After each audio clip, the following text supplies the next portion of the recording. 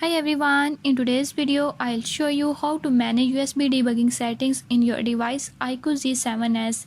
In this device iQOO Z7s, I'll show you how to use USB debugging. Before I start, if you are new to my channel, don't forget to subscribe and press bell icon. Watch complete video and learn how you can do it. Let's watch the video.